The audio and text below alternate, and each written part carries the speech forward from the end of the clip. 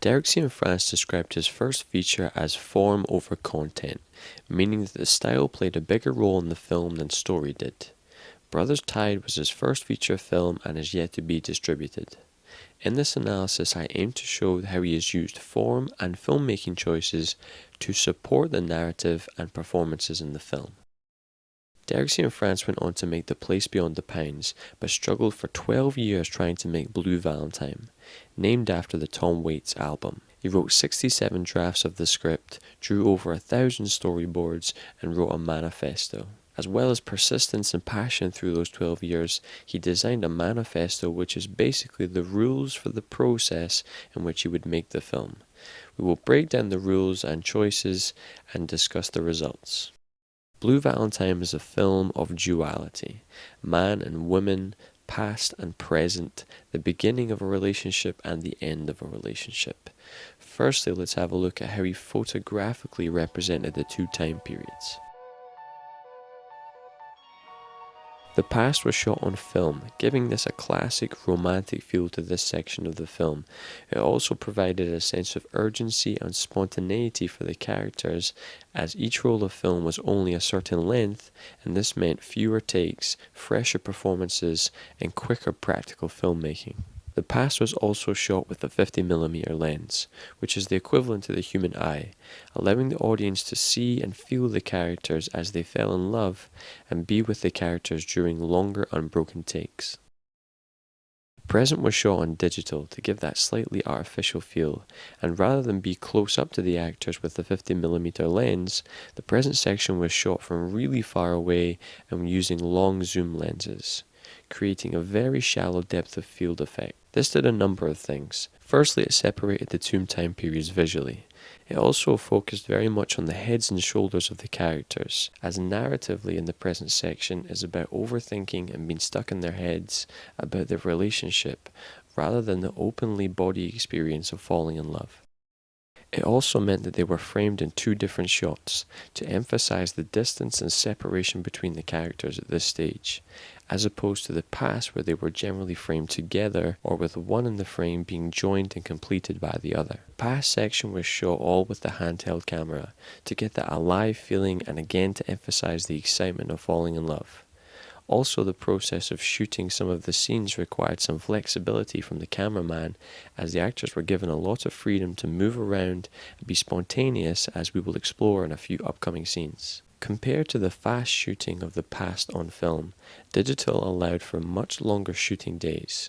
With the freedom of unlimited memory space, it created the ability to film for endurance, to really get the actors to a place of exhaustion and frustration with each other, supporting the purpose of the present scenes. Present was shot with two digital cameras, one on each character, to keep the characters separated and always on tripods, to compare the alive handheld feel to this static frustration of their relationship at this point. One of the many things Derek Cianfrance was able to do with Blue Valentine was his ability to facilitate great performances. Let's look at some of the scenarios which he used to get those actors to those places as laid out in his manifesto. The past falling in love section was shot first, and then Derek Cianfrance originally wanted to take a 6-year break between the past and the present sections of the film, but the studio wanted to give him a weekend, so they settled on a month. During this month, Ryan Gosling and Michelle Williams and Frankie lived in the house that we see in the film. They created an artificial Christmas, an artificial birthday. They made homemade movies. Ryan and Michelle were told to argue all day long, pick fights with each other, and then take Frankie out for ice cream, to get that feeling of hiding their private life, hiding their pain in public. Yo, what's up? I'm the music doctor. We found this sick dog. Yeah. He was lost. Wait a second. Hold on.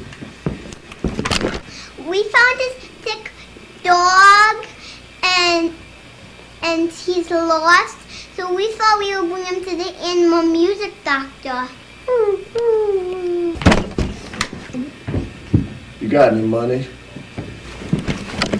I got some cash. I have some cash. There's nothing in your hand. It's just pretend. Pretend money? Uh-huh. You got insurance?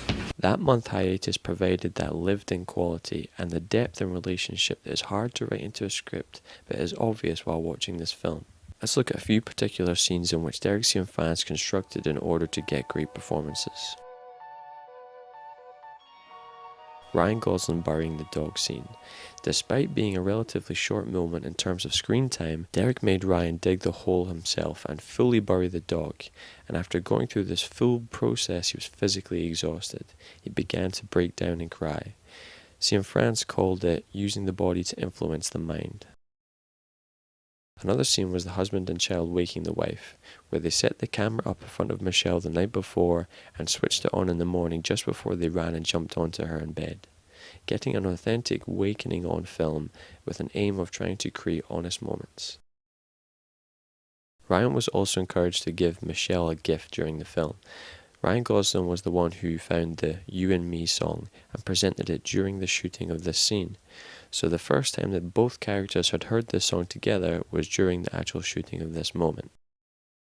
One of the more memorable scenes that was mainly featured during the trailers is the singing and dancing in front of the heart scene. Derek Cianfrance asked both characters during the preparation for their roles to select a special talent and keep it secret from each other, as they were instructed to walk down the street, and when they got to this heart it was time to reveal their special talents to each other. Derek was the only person who knew prior to shooting both of their talents. So the moment we see Gosling revealing his song to Michelle and dancing for the first time is the first time that they had shared that moment together, and it was captured on film. This documentary style was used a lot in the past in order to get a freshness and unexpected quality. This was shown again in the bridge scene. Ryan was given the task of trying to get Michelle to talk, and Michelle was given the task of to keep her secret no matter what. After many takes of Michelle not giving up any secret, Gosling decided to climb and almost climb off the bridge until Michelle finally broke and revealed her secret. A little bit dangerous, yes, but a moment that wasn't scripted and that happened in the moment and was great for the film.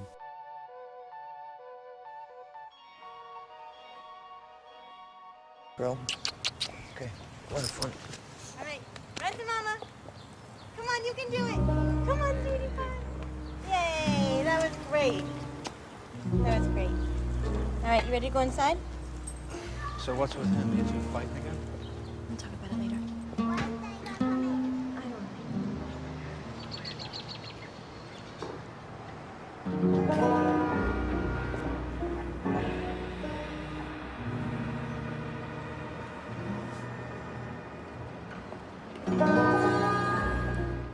Another feature that separates the time periods is music. The present never has any score, only the occasional artificial radio music or CD. This gets across a kind of empty feeling, and especially compared to the score that is always evident as we re-enter the past, and during most of the past scenes, creating that feeling of nostalgia and magic for a previous time in their lives, and allows the audience to experience that feeling too.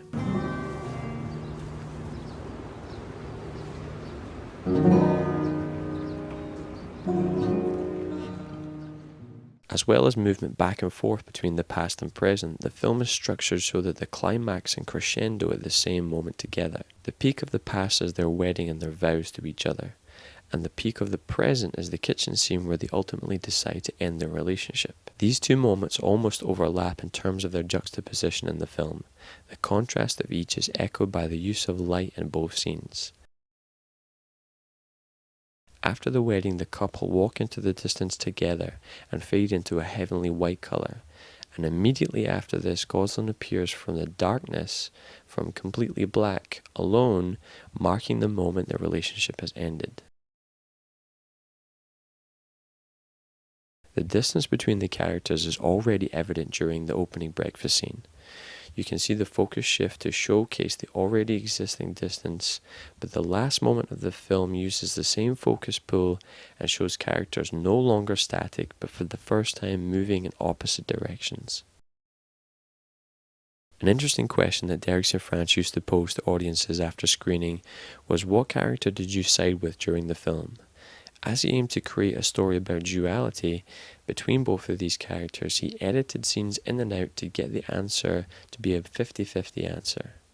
He said that there's no moral lesson in the film, no black and white answer, more the idea that relationships are much more grey in nature. So I think it'd be interesting to ask the same question here. Who did you side with during your viewing and why? Feel free to comment below. I personally sided with Dean's character.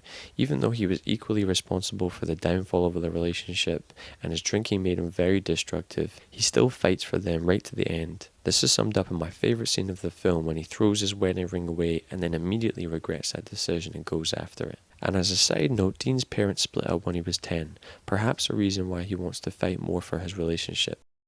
As opposed to Cindy, whose parents stayed together but were miserable, and she even states in the film that she doesn't ever want to end up like them, perhaps a reason why she is ready to end her own suffering.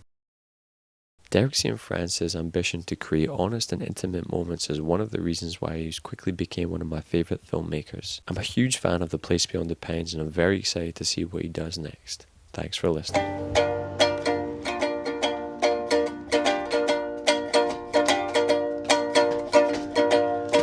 You always hurt the ones you love, the ones you shouldn't hurt at all. You always stay the sweetest rose and crush it until the petals fall. You always break the kindest hearts, and with a hasty word you can't recall. Okay, slow dance. Slow dance to this part. And if I broke your heart last night, it's because